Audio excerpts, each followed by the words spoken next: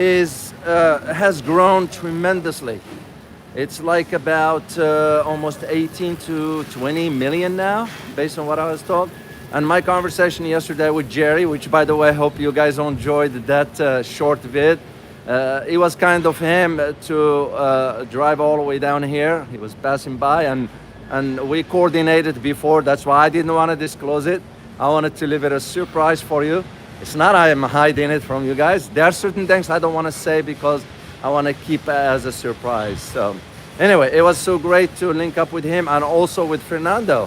I never knew about Fernando before, so wonderful human being.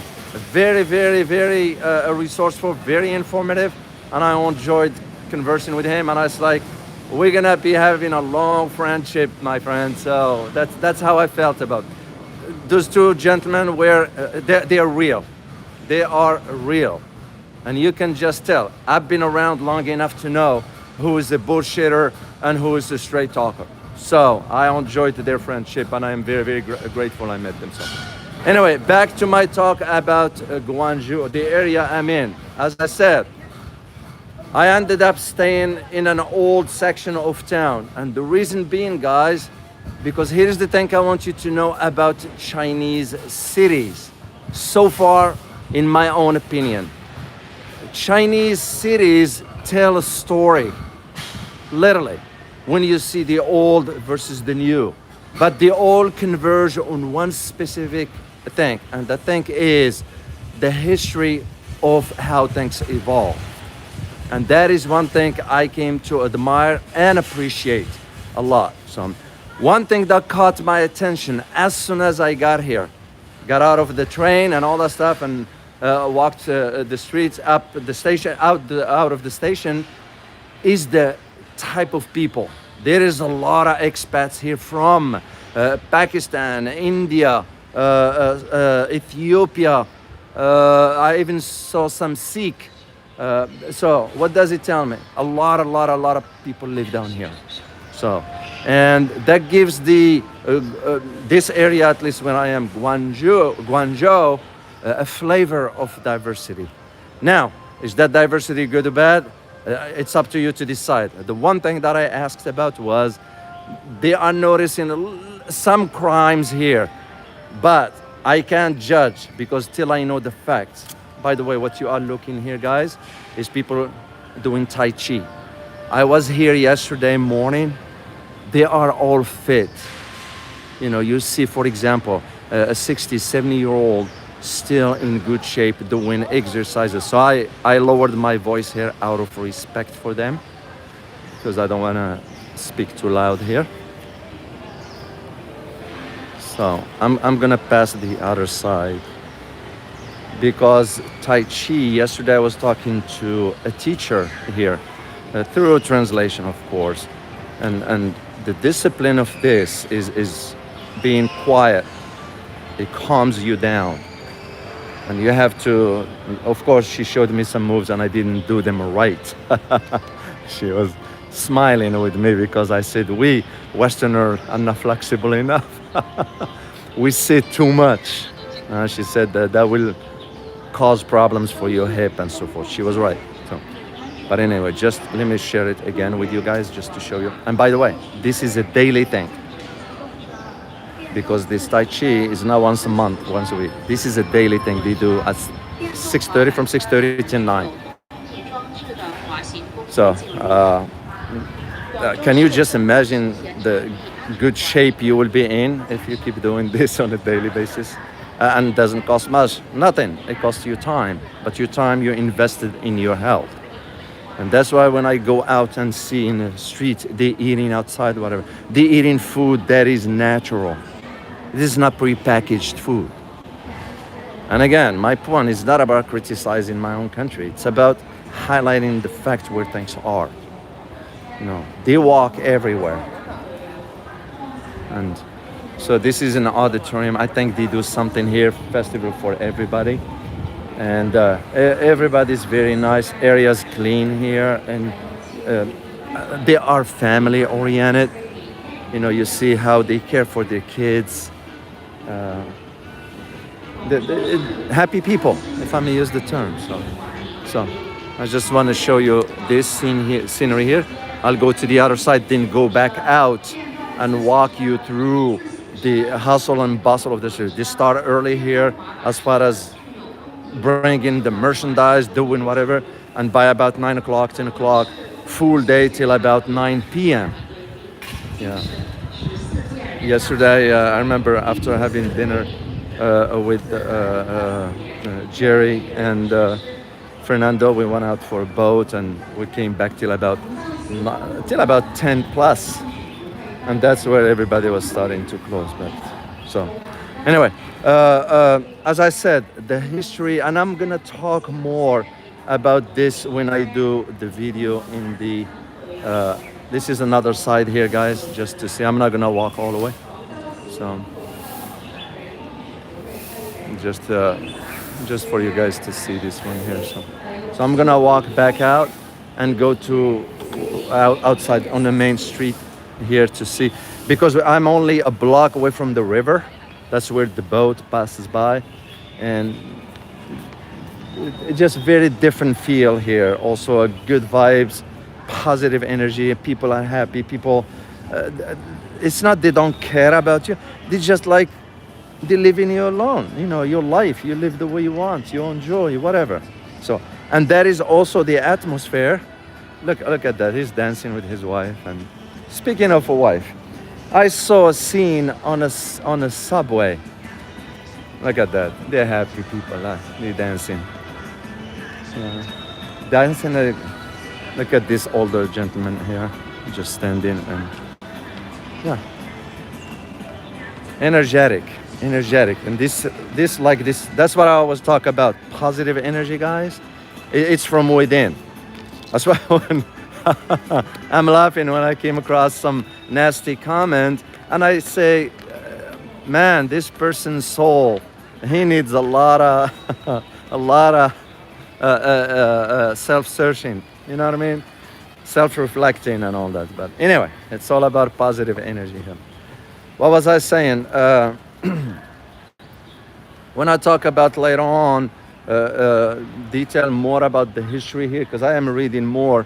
There is one area here close by where they have one of the oldest mosques.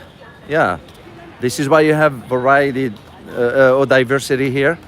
One of the oldest mosques is about 1,000 years, based on what I read yesterday. So I gotta avoid I don't like to have people on the screen if they feel uncomfortable or whatever. So the Tai Chi class here is over, and that's what I said. I even saw, guys, a brochure now to those who have said, "What, China is suppressing their Muslim minority." No, it's not true. It is not true. And here is, I'm gonna show you a card. I'm gonna put it in front of me right here, guys, for you to see. This one here, it's written in Arabic. I picked it up yesterday from getting out of the subway station. And basically what it is, it says right there to those who read Arabic, I'm gonna get it closer. Brochure Yusahil Ghurbatak, which means this is a brochure that will facilitate your Ghurbatak, meaning when you live outside your country. You know, it's almost being nostalgic to your own. The facilitating stuff in, here's what's interesting.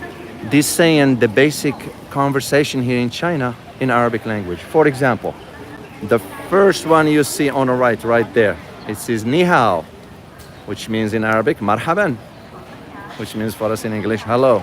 So my point, what's this for?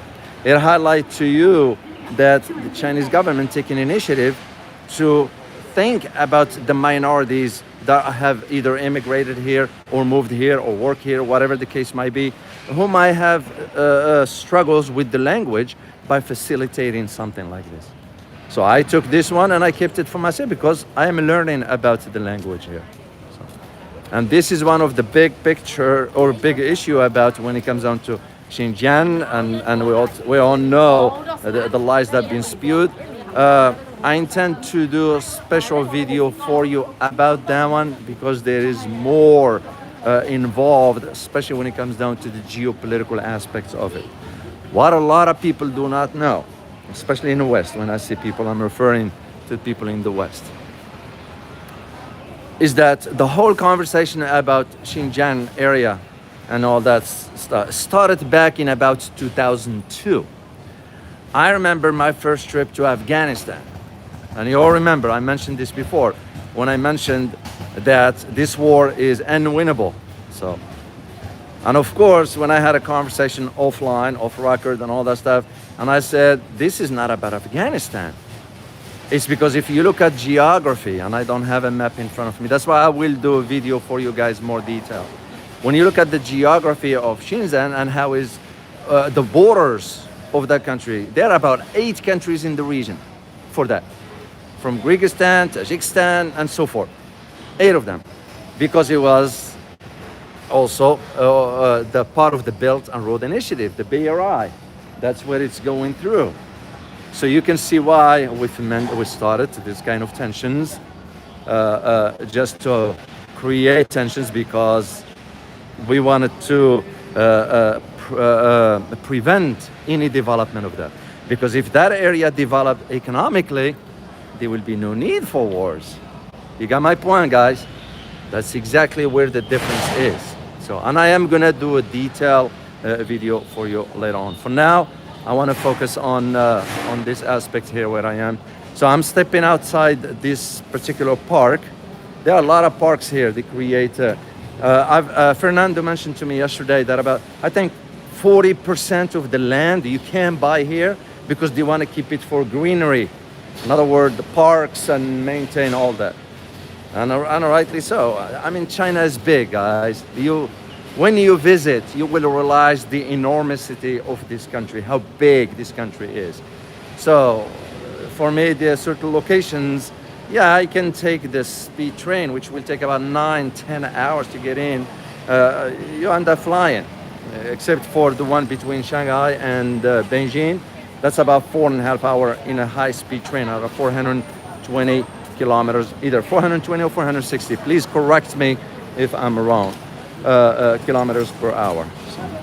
So I'm gonna move this way, and hopefully my next trip, I lined up a few things, and I will discuss those in due time when I get back to China here. One of the destinations is gonna be Beijing, non-negotiable. So. What else I need to tell you? Because again, I don't want to say too much here because I am gonna do a video for you later on this afternoon. I just wanted to show you this side because this side here is also the reflection of the Chinese culture. You know, this is the daily average people here in China. You know, this is not your highly educated individual, which is common sense. You know, no offense to them, but this is the hardworking people. And also they believe that this category of society is also works hard and deserves better. This is why they don't get involved in politics and so forth, because, you know why? They trust their government. Simple as that.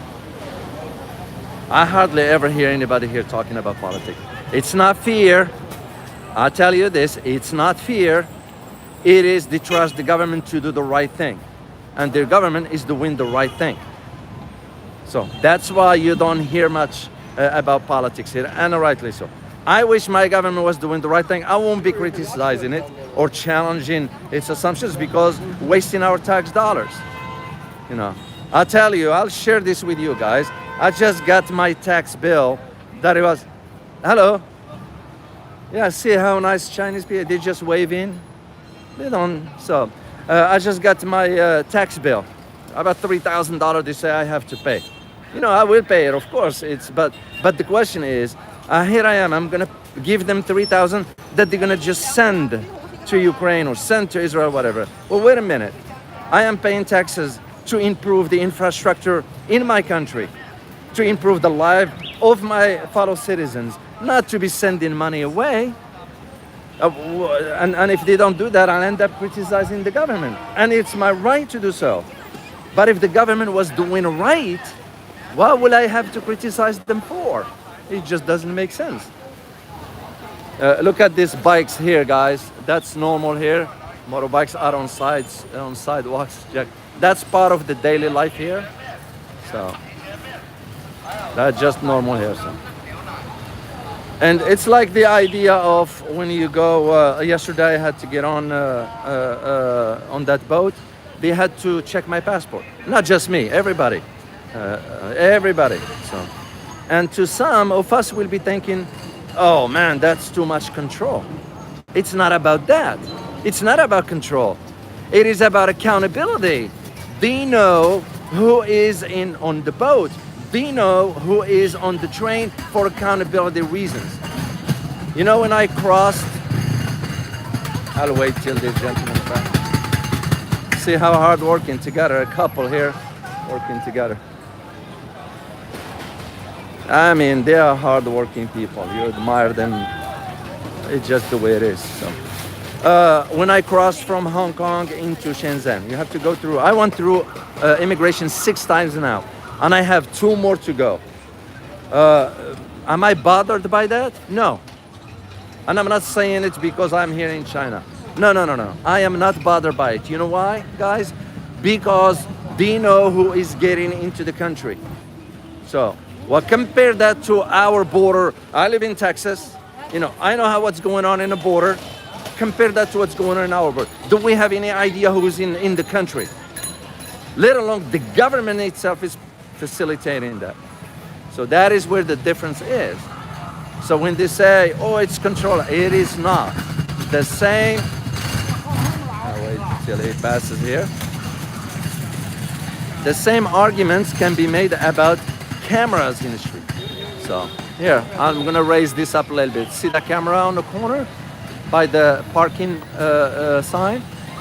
See the other one on the left side? No. What is this for? It's all for the safety and protection of everybody here. Because it's nice. You know, who's gonna commit a crime? I don't think so. Anybody will do that. Why? Because everybody's respecting the law. And when they get your number, because you have, for example, to do anything like to buy a phone, whatever, you have to have a phone number. Because that phone number now is attached to you, not to track you, to know that if you commit crime that is attached to your phone. So who's gonna be committing crime? You got to be out of your mind to do that. And this is where the narrative gets switched in the West. And that is the reason why I'm here. I am here for facts finding, to present the truth. That is what this is all about. Will I have a problem with this being in my country? No, I won't. If the government uses it for the right reasons. And I'll give you the example of the immigration. Once again, I crossed immigration 6 times. Was I bothered by it? No. Because when I asked, and I did ask, by the way, guys, why they do that? To ensure accountability. It's not about control. It's not about control. So, and let alone, because think about it, guys, 1.4 billion people. Can you imagine the infrastructure, technological one, that you need to have to maintain all this? So anyway, I just wanted to highlight this to you while I'm thinking about it. I want to go back to my point about something really touched my heart when I was at the subway. It was this couple. She was in a wheelchair, and her husband, you know, pushed her wheelchair into the subway, whatever. But what touched my heart the most was the care he had for her, without words. I could just sense and tell. They've been together. They're older, they're like early 70s or so, but you can just tell he really, really, really loves her very, very, very much. And I was very touched with that. I keep looking at them. Hopefully he didn't mind. He didn't look my direction at all, because he's thinking quietly, whatever it is. I just wanted to share this with you because he meant a lot to me. So anyway, here in the street, guys, as you notice, so I'm gonna raise this up for you just to see.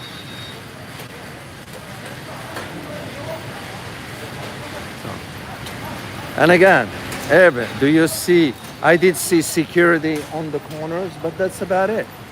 Everybody's doing what's supposed to do.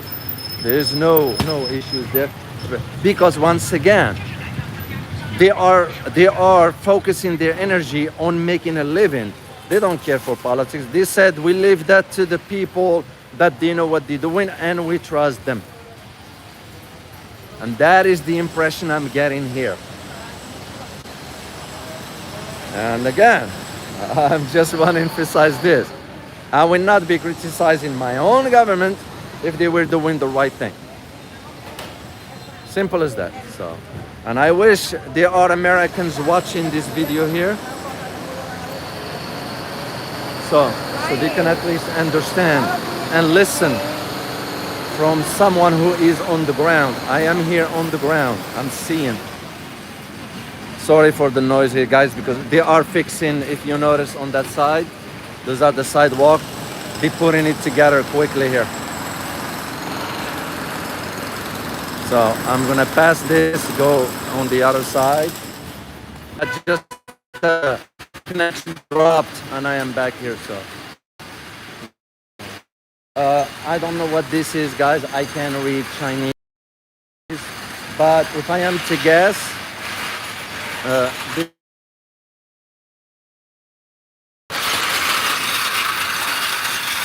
this is some entrance to a park. You cross over on the other side. So yeah, this is just wanted to show you this briefly here, guys, and I'm gonna keep it short. So I'll be happy to answer a question or two from you guys before I leave. And by the way, I truly enjoyed meeting Ray yesterday, Jerry, and get a chance to now meet and know Fernando. Let me walk you through this street here. It's very quiet.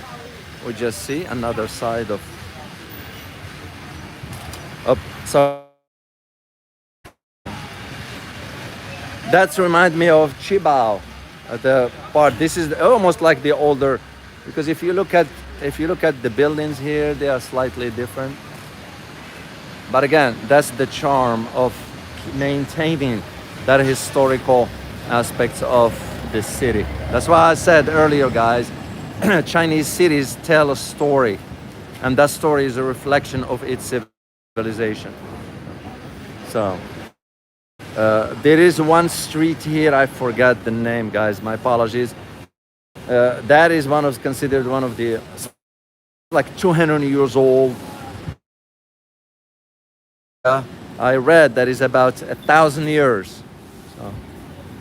So once again, this is just the business aspects of it. So it's very nice to see here. And everybody doing what they're supposed to do. They don't care for others. They just making a living, and that's it.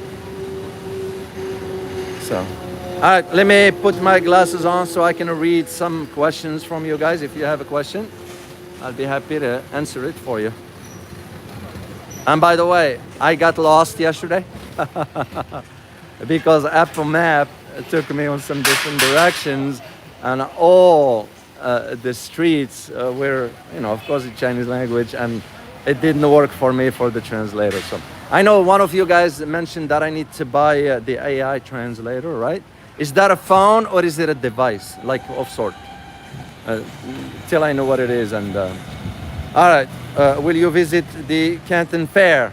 I don't know what it is. I know it's the largest. Guangzhou is known for the Canton Fair, one of the largest in China. I'm gonna find out when today, and yeah, if it is, I will.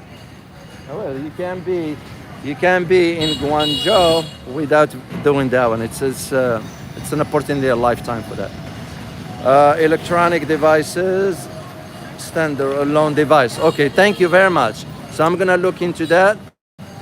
I'm gonna find DJI because they have a good product. So if they have it, I'll buy it there. Dr. O, were you referring to Beijing? Perspiration Street. I think so. I'm not sure. I'll be honest. I'm not sure on that. But for Beijing, it's a different thing altogether. Check out Time Kittle. I will. Thank you for suggesting this. And let's see one more. Only the top performers gets promoted to the provincial and international level of the bureaucracy in CPC. That is correct. And plus, what I learned on my conversation with Jerry yesterday, he's by the way, very knowledgeable. The guy based things on research, on facts. So I dare anyone to challenge him on that, because whomever presenting lies, and he told me the story about he challenged someone who said a lie, and Jerry provided him with the research from Harvard. So, if Harvard's saying it, that means it's a lie, and Jerry proved it. And the guy couldn't counter-argue that one. It tells you right there the story. So, Guangzhou people are goated. I can't say that because I didn't live long enough here to. There are certain things I can say because I will be just passing judgment, and it won't be right of me to do so. So the one thing that I was informed about is you can be in Guangzhou without trying the dishes right here. That's the important thing. So I intend to eat some local food here to try something different. And yes, I will eat the duck because it's known, but I'm gonna wait till I get back to Shanghai for that. Harvard asked that is correct. And they were lying about some facts that Jerry found out. So it tells you the story right there. So, this is the clothing section, street clothing, where they sell the stuff around. And not a bad prices for this. Hello, you speak English a little bit? Yeah. Is that okay if you? I don't want to show your face till I get the. You okay? Okay. Yeah. See, I have to ask permission here. What's your name, eh? My name is Fong. Fong, nice meeting you. Me too. Yeah, nice meeting you. People are friendly to those who say they're not, whatever. So. No. What is this one here? What is this here? Is that 190 yuan? Yeah, one piece. Yeah, one. Yeah, 190 yuan. One piece. Yeah. Check this out, guys. See this jacket here? And I'm gonna. This is a real leather. Yeah. A real leather. The fabric. Yeah. Is it? Okay. This one. Oh, sorry, guys. I'm gonna put it right here for you to see, because it'll be easier. This one right here, guys. This jacket. It's leather. It's 190 yuan. So divide by 7, you're looking at about no more than $27. To me, it's a good price. Just because it doesn't have the logo of American brand or whatever, that's why they end up charging $400 for that. So, and I won't buy the things at $400. Where are you from? I'm from Texas. Texas in America. It's my first time here in China. Oh. Yeah, it's very nice to see something different. Yeah. So thank you for being kind and friendly. I appreciate it. You guys take care. See how they're nice people. He doesn't know me. He just says hi and smile, and there's no issue there. So, and this is what I've been saying before. This misperception about they've been saying, if you go to China, they kill you. If you go to China, they eat animals. That's not true, guys. That is not true. Don't fall for the trap. And again, I will not shy away from saying the truth. If I would have seen, here is a Maserati. Look at that, guys. Out of all, I've seen some high-end cars. Of course, in different locations. Each location, I've seen some from a Rolls-Royce to McLaren to, you name it, high-end stuff. So as I said, what they're saying versus what it is are two opposite. And I think the fear in the West is they don't want their people to see the truth and the reality of how progressive China has become. No. I am sure by the time I get home, especially after visiting China, it'll be like, oh, you've been hired by the Chinese government. You all know the narrative, right? You know, and I don't care what they say, because to me, individuals like that, they can provide the argument. It's not worth arguing with, or even talking to, for that matter, because you only raise your intellectual level. You don't drive it down. That's all right. Empire of lies, full of lies. That's true. And I think, again, it's the progress that China achieved in such a short time. The West feels embarrassed to see that they have not accomplished much. I mean, I talk about my country. I can't talk about France, Germany, whatever, England, Canada, because I don't care. I care about my country. It's because the fact that if we look at from 1945, after World War II, forward to almost 1982 or so, you know. Yeah, there are certain advancements made in the US and so forth, but from the 80s forward, tell me if we have even built new bridges. Tell me if we have even decided to have speed train. Why aren't we having speed train, for example? And by the way, guys, do you know that speed train, the first class I came in was no more than $30. So comfortable. So why aren't we having one? How much does it cost to build something like that? And for the amount of waste that have been wasted by sending our tax dollars to Ukraine, I mean, why would I not criticize? Why would I not be mad at the government, my government? Yeah, I'm a taxpayer, I'm a citizen. I have the right to criticize my own government if it does wrong, and it's doing wrong. So, and again, when I see this infrastructure and the improvement of the living conditions for citizens here, this is why they don't bother with politics, because they're saying the government handles whatever. Let them deal with it. Even I found out for Hong Kong and Macau, which by the way, they are the two SARs. My bad, last time I said there were 4. I did some digging, I found out there are only 2, Hong Kong and Macau. Even Chinese government came and said, you know what, just manage your affairs on your own. You're part of China, but you manage your affairs your own. That's just the way it is. So the other regions, I think they are autonomous, if I'm not mistaken. So, and I have to learn more about that stuff. So that's why I'm hoping my next time I will visit Xinjiang and I'll visit Tibet. So those. I am heading out now to the main street, and I'll answer one more question or two, guys, if you have any. And I will do a live stream for you from the other side of town, because I want to provide this place is reminiscent of Vietnam. Funny you said that. Funny you said that, because I've seen some people, you know how in Vietnam, this squad, when they are smoking or something, I've seen this one here too. And yeah, you feel, I almost felt also like in Bangkok. It's that busyness, to me, it's a reflection of that culture. That's what it is. Tibet is now originally called Xinjiang. Okay, is that official? Great to know. And I know in Tibet you have to have a permission to get in through the tourism office, not the Chinese government.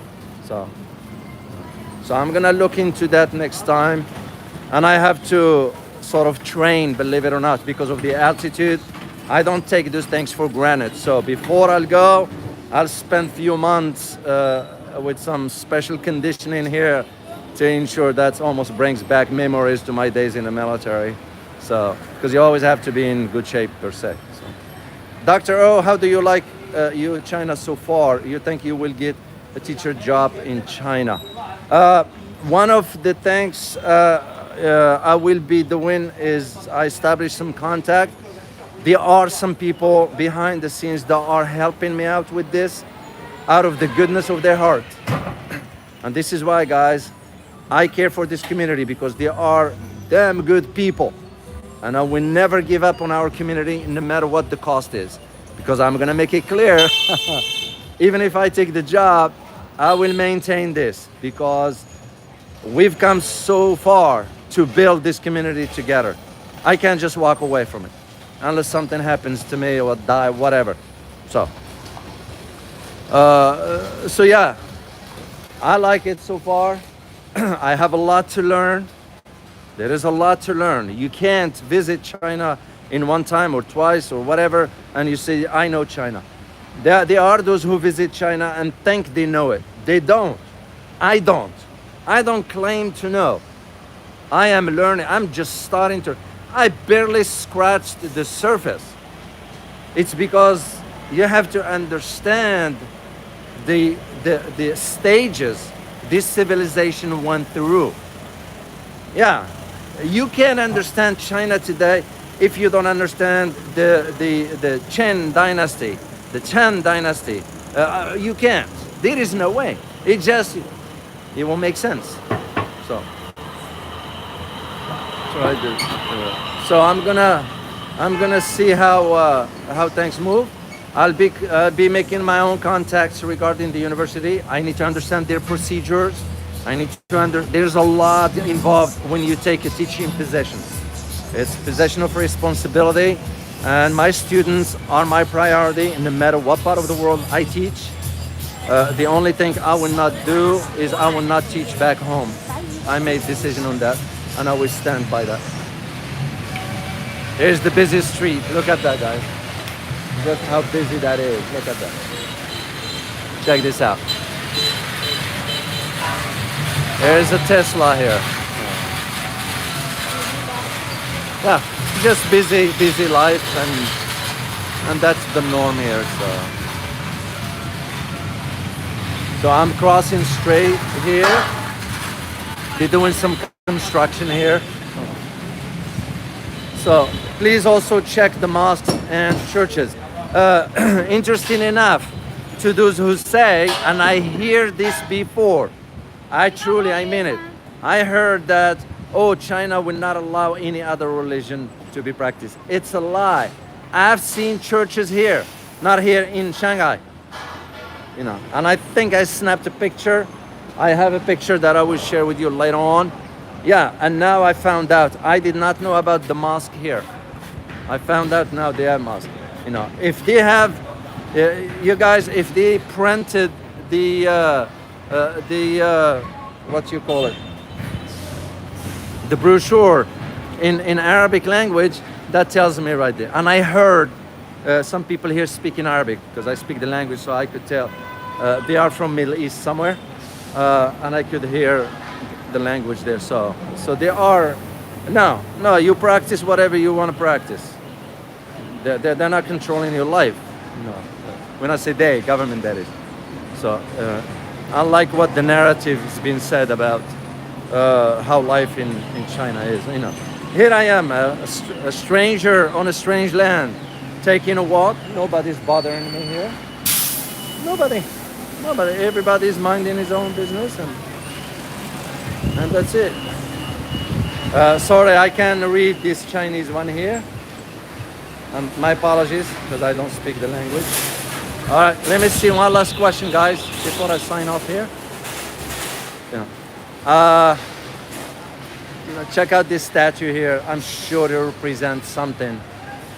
I don't know what it is, but what I can tell is this is a Westerner who tried to explore, because here is the boat.